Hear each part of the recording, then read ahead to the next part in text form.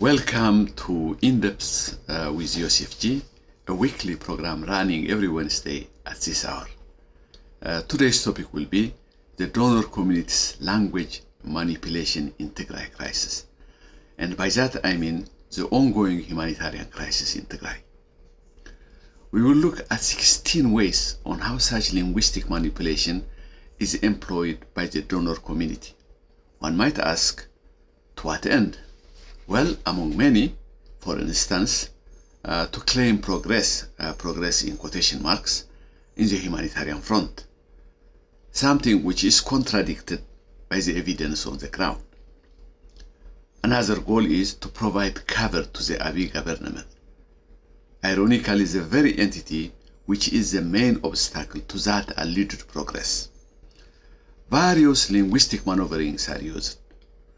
We will look at how the donor community manipulates certain terms, phrases, sentences, even narratives, numbers, proportions, geographic names, maps, in order to attain their objectives.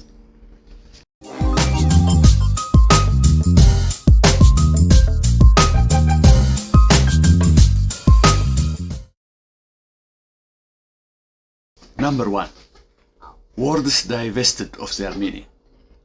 If you use a certain word for a long time and repeatedly without taking appropriate measures that the word calls for, eventually you end up divesting all its meaning from the word. A good example of that would be the word concern when it comes to the Tigray crisis.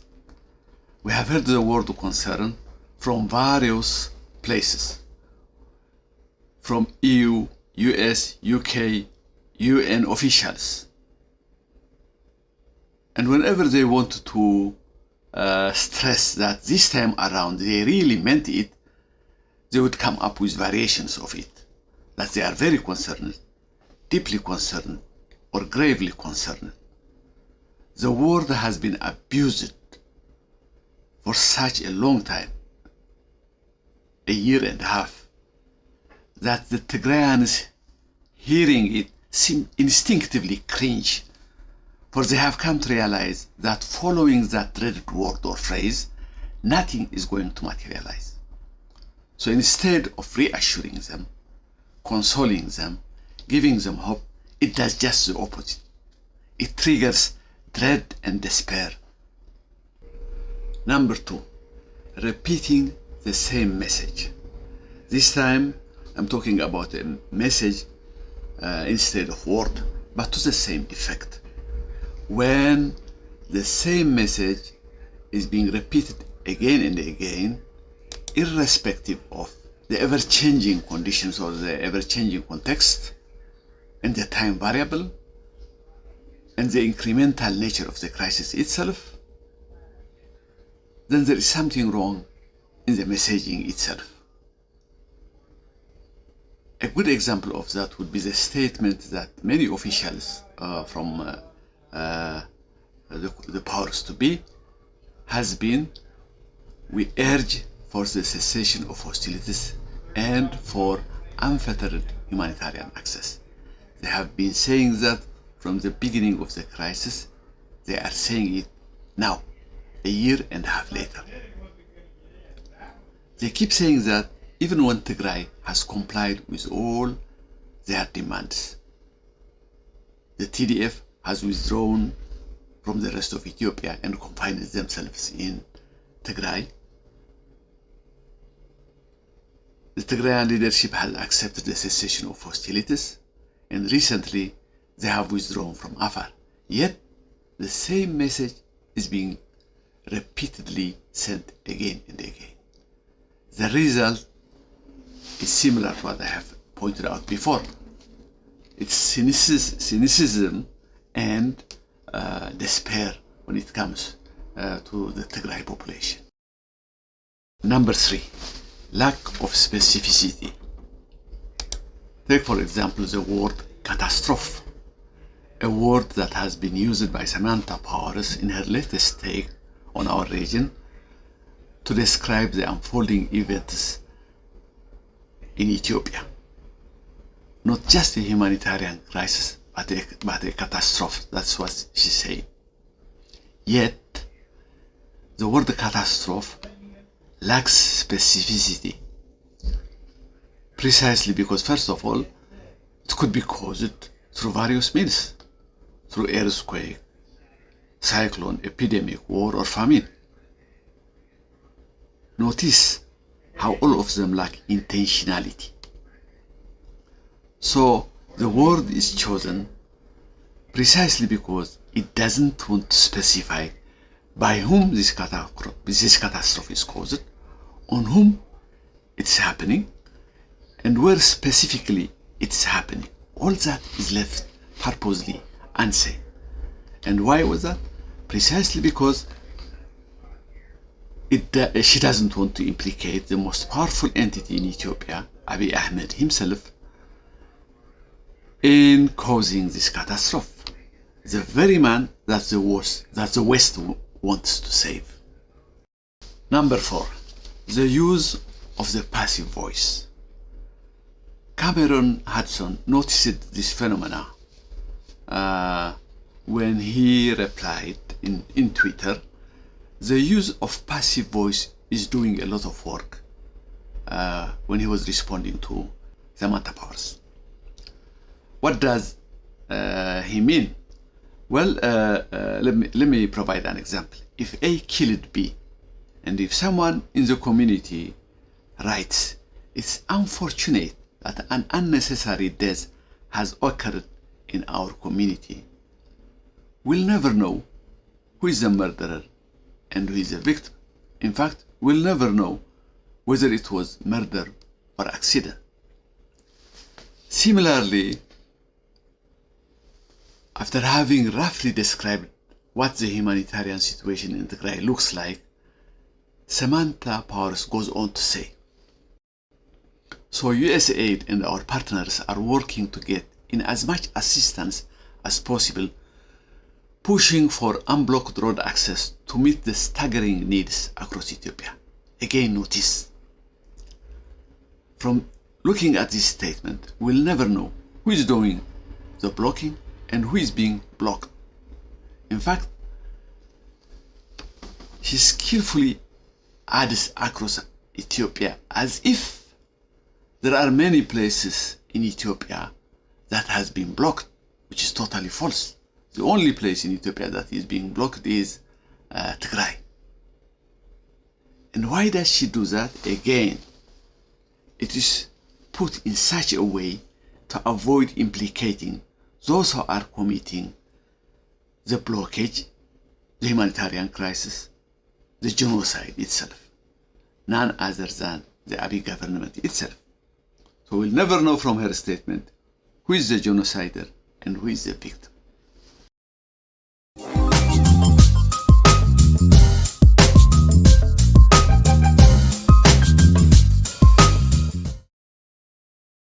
Number 5, the use of the phrase "both sides."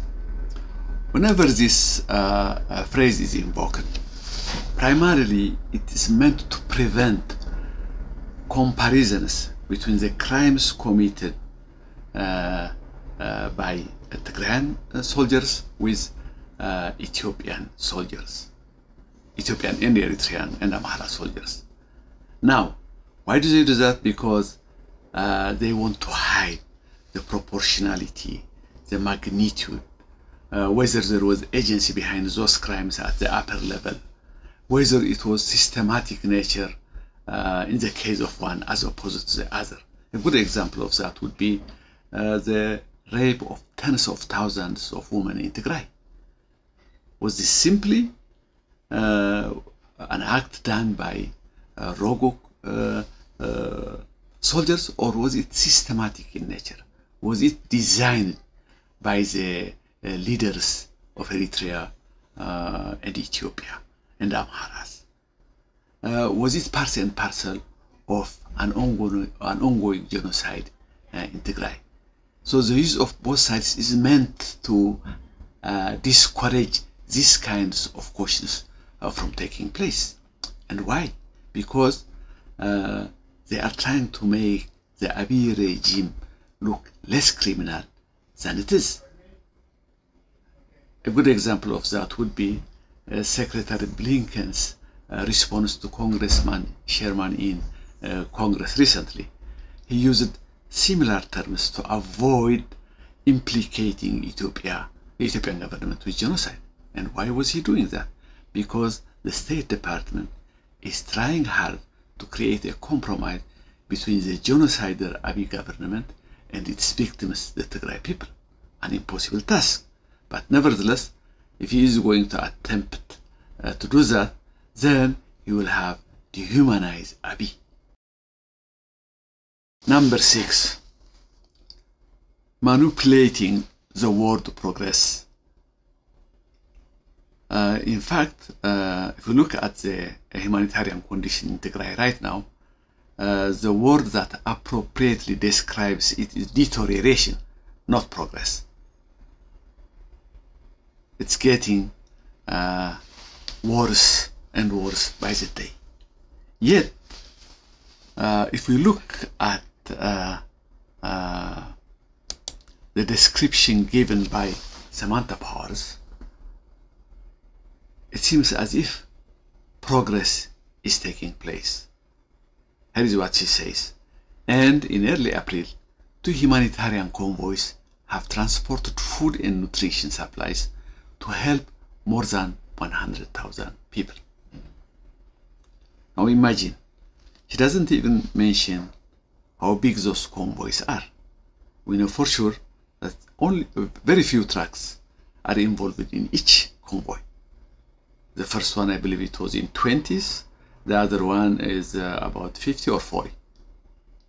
Now, we know for sure that since the beginning of the humanitarian truce, less than 2% of what was supposed to arrive in Tigray has arrived in Magale. That means almost nothing has happened. The numbers are statistically insignificant. Yet, when you look at the statement made by Samantha Powers, you come out with the impression that it's small but yet a substantial amount of aid has arrived in Tigray, capable of feeding 100,000 people. We don't even know. Is it going to feed 100,000 people for 3 months, for 1 month, for 1 week, or for 1 day? So simply invoking 100,000, you could easily manipulate these numbers, make it seem that a substantial aid has gotten into Tigray. Small but substantial, which is not true. But putting it that way makes it look as if the Ethiopian government is doing the right thing at this point in time, which is again not true.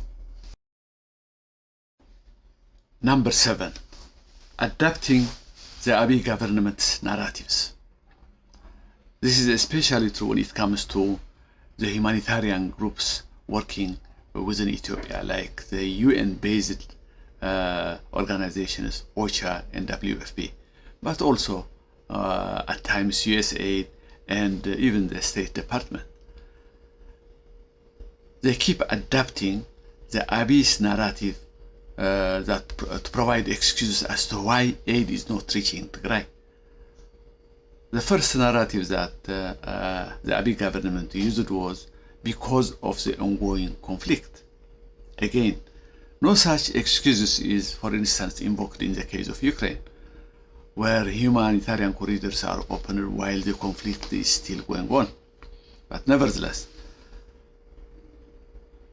to add insult to an injury, these humanitarian groups, they end up calling for all parties should refrain from conflict, while fully knowing that the conflicts are created in order to prevent the humanitarian crisis from reaching, the humanitarian aid from reaching Tigray. The second narrative that the Abiy government came up with was that the TDF has to withdraw from Afar and Amhara areas, even though 25% of Tigray is still under occupation of the genocidal forces. Again, this was adapted by even the State Department itself. It kept demanding that the Tigrayan forces should withdraw from Afar. Again, linking the withdrawal with the humanitarian aid. So, in general, what we are looking at is that the West keeps adapting the excuses that the Abiy government comes up with.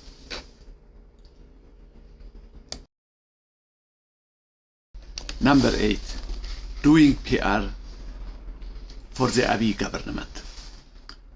For obvious reasons, the donor community wants to show the world that progress is being made in providing aid to Tigray. Similarly, the Abiy government wants also to show to the world that it is doing all it can to provide aid to Tigray. So on this point, on the fact that progress is being made, both the Abiy government and the donor committee seems to agree, even though there is no such progress on the ground. The most notorious of these groups is Ocha, for example, the UN organization called Ocha, who, and WFP also, always announce whenever a small convoy makes it to Tigray, they come up with this show, this blitz of PR to show that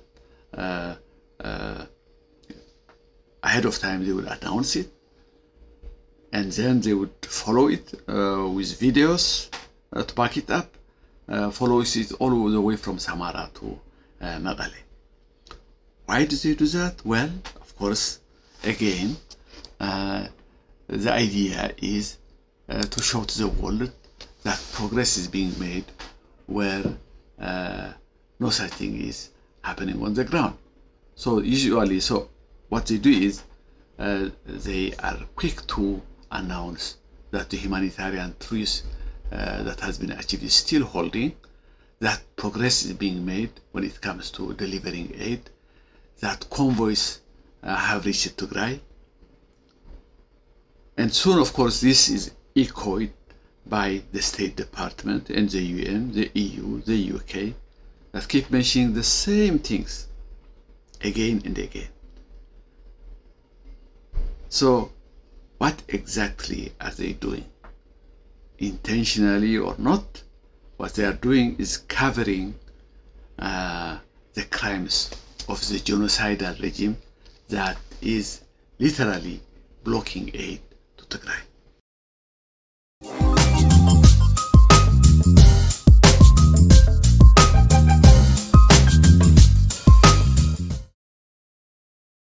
Number 9. The use of North Ethiopia as opposed to Tigray to hide certain artifacts. This is semantic manipulation of geographic names. Say, for example, when the donor community claims that a certain amount of food aid has been provided to North Ethiopia, nobody would realize, especially from outside, nobody would realize that the northernmost part of that northern Ethiopia has been systematically excluded from receiving any part of that distribution. So usually they use northern Ethiopia as opposed to Tigray for two purposes. One is when they feel that if they use the word Tigray, they would be undermining Ethiopia's unity and stability for some odd reason. But more importantly, they use it as mentioned above, whenever Tigray is excluded from that distribution in order to hide that fact. Number 10. This is when the donor community refuses or is reluctant to come up with rough estimates of how many people have died as a result of the continuing siege or the continuing genocide of the population of Tigray. For example, if you look at one example only, at one case only, the lack of medicine, estimates have been coming out, but not from the donor community, that more than 100,000 people have died in Tigray due to lack of medicine. Now, none of the humanitarian groups, none of the donor community is willing to come with such kind of estimates, precisely because it would draw a very grim picture of the genocide that is taking place in Tigray right now. Another thing is, for example, they would never tell us on how much food that would have gone to Tigray is being distributed in Ethiopia. It's believed that less than 5% of all the food aid that was meant to reach Tigray has reached Tigray. That means the 95% of that food aid has been redistributed to the rest of Ethiopia. But they wouldn't also give these hard numbers. They wouldn't also provide these hard numbers for all of us to see, for obvious reasons, again, for obvious reasons. Number 11. Using the word Ethiopia to efface Tigray. Again, the manipulation has to deal with both numbers and space or geography. Let me quote again Samantha Powers in this one. She says that USAID provide more aid to the country, that country being Ethiopia, than to any other country in the world. Just recently, we announced nearly $313 million in additional humanitarian assistance, with millions still in need across northern Ethiopia. Now think about this. The USAID has given probably more than $1 billion since the beginning of the crisis, and little of that has reached Tigray, as has been mentioned again and again. Now, Tigray is being punished twice. First, the aid that is supposed to reach it is not reaching it. Second, the enemy is using the humanitarian aid, be it in kind, like food and medicine, or in money, against it. A good example of that would be the World Bank's loan given to Ethiopia recently, about 300 million. In the statement that the World Bank came out, it specifically mentions that part of that aid is meant for Tigray. Of course, it's a cruel joke, because the entire money is given to the Ethiopian government, and not a penny of that will ever reach Tigray. In fact, that money will be used to buy some kind of armaments and be used against Tigray. So Tigray, in actuality, is being punished twice as a result of the food aid given by the USAID and others to Ethiopia in general. But nobody would know that, given the kind of statements that Samantha Powers has come up, as if this huge amount of food aid somehow is reaching Tigray, which is not. Number 12. Ocha's notorious statement on Western Tigray. If you remember, recently there was a scandal when Ocha came out with a statement that includes Western Tigray in the Amhara region. There is a pattern in this organization. In fact, I do believe that it has been totally infiltrated by its Ethiopian employees, especially the Amhara ones, and they are foreign sympathizers. If you look back at what Ocha has done so far, you notice three things. One, it's the one organization that quickly adapts the Abiy regime's narratives. Two, it accomplishes the regime's PR, enthusiastically, I would say, rather quickly also. And last, as we have noticed in the recent scandal, it went fully political, notoriously siding with the Amhara nationalists in claiming Western Tigray as part of the Amhara region. Not even the Abiy government has come up with such a statement so far.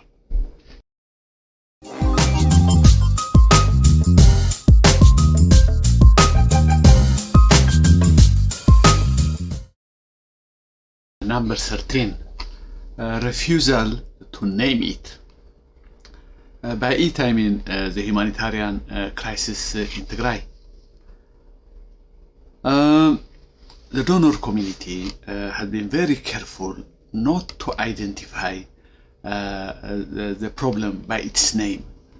It has been very reluctant to admit that Tigray is under siege right now. They never mention the word siege or encirclement of Tigray, although more than 500,000 soldiers from Afar, Amhara, Eritrea, and federal troops have surrounded Tigray, have sealed it off from the rest of the country. And consequently, they also don't admit that right now genocide is taking place in Tigray. The reason is rather simple to understand. If they do admit that a siege and genocide is taking place, then there must be agency behind it. One will have to point at the Abiy government for conducting the siege and the genocide. But they don't want to do that for obvious reasons. The West, its primary mission in this crisis is how to save the Abiy government.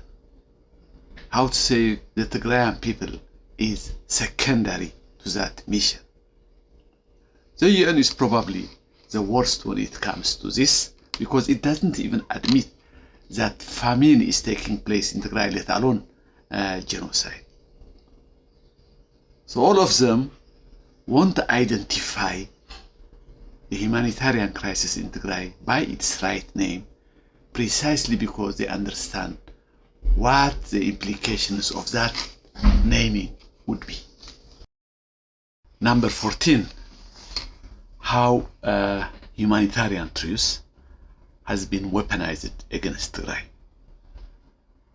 For Tigray, the humanitarian truce has been a disaster. First and foremost, it has received no aid as a result of abiding by this humanitarian truce. And if it retaliates, it will be considered as the belligerent party. As for Ethiopia, it gets all the dividends. First of all, it gets credit for initiating the humanitarian truce, which is false, but that's how the world took it. And all the positive comments were in regard to Abiy government. And then of course that means that the image of Abiy has improved. In addition to that, it began to get additional money. For example, the World Bank's loan to Ethiopia for about, I believe, 300 million was given after this gesture by Abiy. Hence, we can look at it, for Abiy, it was a win-win. On the one hand, he gets all this, the improved image, the additional money, and all of that. And at the same time, he continues his siege against Tigray without any fear of retaliation. So you could easily see how the phrase humanitarian truce has been abused to accomplish exactly the opposite of what its words signify. Number 15, deliberately excluded. 15 entry points. In fact, 15 plus 1 when you consider the air transportation. Yet, in all the narratives of the donor community, rarely are these various entry points mentioned. It's as if to talk about only one entry point, the Afar entry point, is the most normal thing to do. And asking for more entry points as an absurd demand to propose. Given that the encirclement of Tigray is being conducted by Ethiopia, Afar, Amhara, and Eritrea, and all of them are complicit in the genocide of Tigray, the world should demand humanitarian corridor through all of these 15 points. Yet, so far, no mention has been made in regard to this. And last, number 16, the resumption of basic services in Tigray. I've always wondered, why is it that the donor community, with all its influence, doesn't put enough pressure on Abiy to resume the basic services that he has cut off in Tigray? Things like electricity, banking, communication, and so forth. Precisely because this would be the easiest thing to do. He wouldn't require the help of the Amhara or Afar or Eritrea in order to resume these services. It's all in his hands. It's all at the tip of his finger. So, if they had done that, they would also have conducted a sincerity test. Because if indeed Abiy is a man that they claim him to be, then this is the first test that they should put to him. But I believe there is a reason why they are not insisting that. It's precisely because deep down they believe that the main culprit in blocking aid to Tigray is none other than Prime Minister Abiy himself, and they don't want to expose him. Hence the demands only on those things that he could have excuses, such as, for example, the demand for convoys to reach Tigray. Will always claim that conflict, the Afars, the Amharas, and so forth.